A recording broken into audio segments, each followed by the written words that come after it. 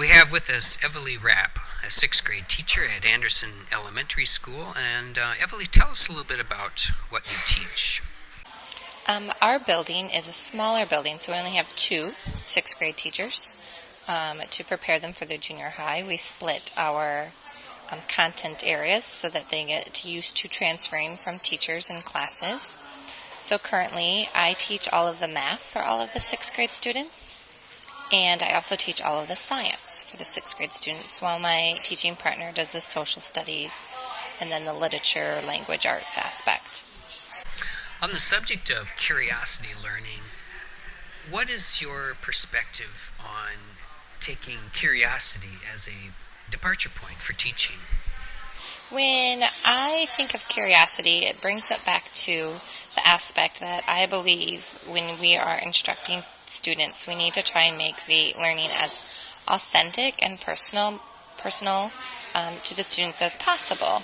It's a great idea to incorporate the curiosity so that the students then have that interest and that pique to want to keep digging in further. There's a quote that I read recently that said, "It's the question that stimulates curiosity. Being told to answer quells curiosity before it can even get going." And I think that kind of sums up the aspect of, in order for the student learnings to launch or depart, it really needs to have that curiosity so that the students feel like it is authentic to them and it fuels them to want to learn and take that next motivational step to say, I want to learn more about this. Everly, what kinds of activities have you done in the past in regards to curiosity that you think are on the right track for the kind of teaching that you do? In science, I have a Moodle course, and I try to find as many YouTube educational videos on that topic. And I put them in a playlist, and they're posted on the Moodle course for the kids that we watch those. It gives them an introduction to, for example, what matter is, and they kind of get an intro to maybe what the topic will be about, and we pose questions. Okay, now that we've learned or watched this, what kind of questions, what are some things that we want to learn at the end of the unit? And the students can then pose questions for me, and then we try to make sure that we answer those questions on like an anchor chart throughout the unit. So that's another way that I try to incorporate their curiosity and make the learning more authentic for them. And the last thing is more in the math classroom, and I'm a big advocate for flipped classroom, and I use flipped classroom in multiple ways, and I have to adjust it to whatever my dynamics of the classroom is year after year. But this year I had quite a group of students that were really great at math, and they were ready for a challenge, and did a little bit of an independent study in class where the kids were working on the videos. I was the lifeguard, I called myself. I would swim over to them when they needed help, and for a few chapters we did this, and some students blew right through the chapter, through the flipped, took the test almost a week early, and they only had a week where they were able to take whatever topic it is that we studied and learn more. Some students decided to make videos, instructional videos for students to watch. Some students went out and found games and activities that they thought would be great for other students to use to learn the material. Some students chose to be lifeguards too and swam around, and they helped students if they were stuck on things.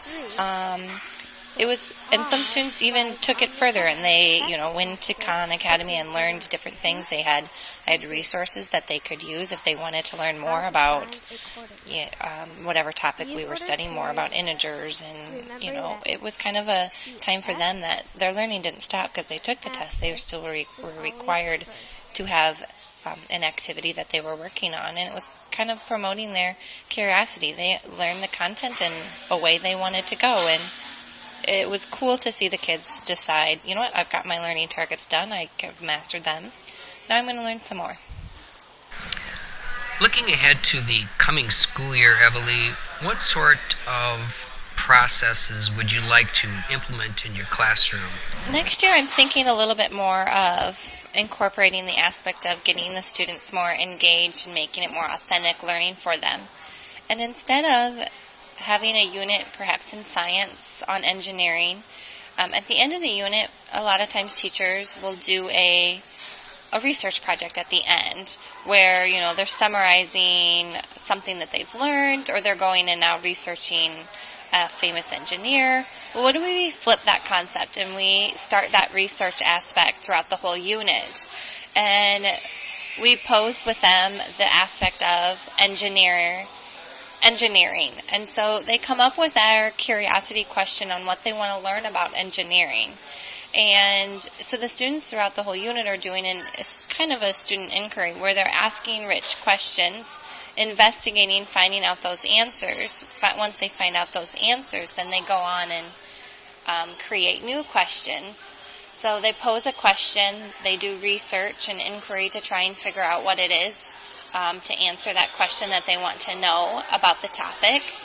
And then from that research that they find, they go ahead and they look at more questions that they would want. And then it kind of becomes a process. And perhaps you have the students blog about their questions, or perhaps they have a journal, but they're working through making a student inquiry over what they're curious in and what they want to learn.